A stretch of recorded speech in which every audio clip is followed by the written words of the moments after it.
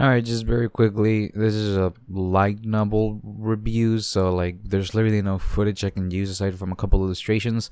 So I'm just gonna put some footage of cute cats here, and then the illustrations over here, and that's it. Alright, let's get on. Let's get it on. I'm literally in the closet right now. Holy shit.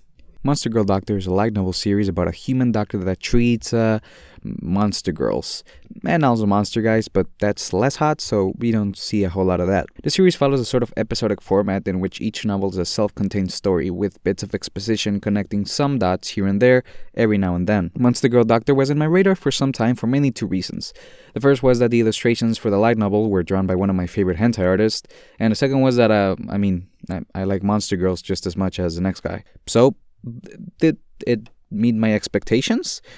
Yeah, I guess it did meet my expectations. The thing with Monster Girl Doctor is that the branding in and of itself builds this image about the series that I don't think is 100% accurate, though it definitely is accurate to some degree. A combination of the premise as well as the illustrations selling that premise make the series seem a lot more niche than it really is. A human male that also happens to be the only human male that can treat monster girls, accompanied by illustrations by a pretty successful and talented hentai artist. Well, let's just say anyone that gives the series a look already knows what they're getting themselves into. Except, not really. Upon reading Monster Girl Doctor, I was surprised to see that the series is actually a lot more like a slice of life series than an ecchi harem series, though there's still a generous amount of fan service throughout each volume. That's not to say every single volume consists of the main character and his obvious love interests walking around and having vapid conversations, except it actually kinda is, but then again, not really. There are definitely moments throughout the series in which the stakes seem to be pretty high, but those tense moments tend to be deflated pretty easily when you think for a second about what this series as a whole is. Not to mention, the author never seems to put in an obvious amount of effort in order to make a particular moment nerve-wracking. All of this sounds pretty negative on paper, but the author of the series is actually surprisingly good at building situations in which simply having the characters do mundane things like ride gondolas or drink some alcohol, all while having meaningless conversations, makes for an enjoyable read. Like I mentioned earlier, even the tense moments of the series always have that soft little cushion of security to them that allows for them to feel more amusing than dramatic, and as a result feel a lot less cheesy. If you think along the lines of an episodic mystery show like Layton Mystery Tantasia, that's basically what this is, except with hot monster girls and a little less mystery solving, mainly just a lot of problem solving that sometimes leads to something else in the next volume, but usually wraps up within the span of a single one.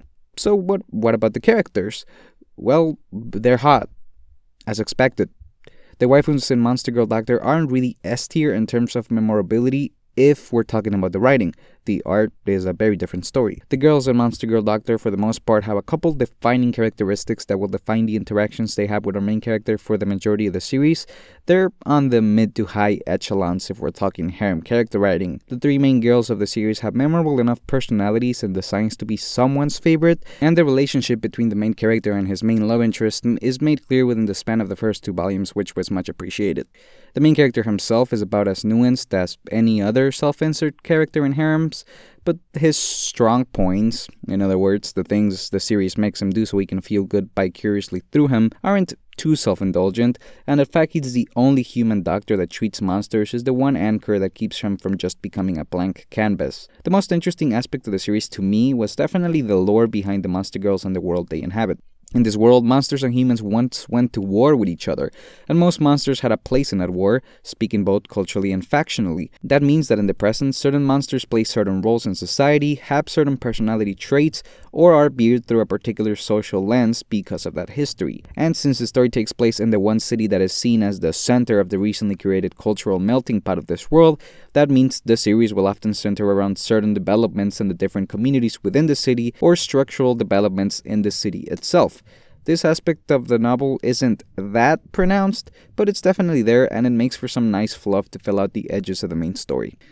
So, should you read Monster Girl Doctor? Well, if you look at the cover and feel like you like it, then yeah. But, as I said at the beginning of this video, I think the image the series builds for itself makes it seem a lot more intense than it actually is. In other words, if you expect to have your dick out the whole time you're reading this, well, you probably won't. But if you're looking for a fun slice-of-life episodic adventure-ish light novel that has some very, very solid Monster Girl illustrations, then the series is most definitely for you. I actually read most of it in the mornings right after waking up, as a way to just kick back a bit before going about my day. It is 100% the type of series you read if you want to just space out for a bit and give your mind a break from the grueling agony you put it through thinking about how everything in the world is wrong and everyone that has any power ever should just die. Pretty good. Recommended as a light read.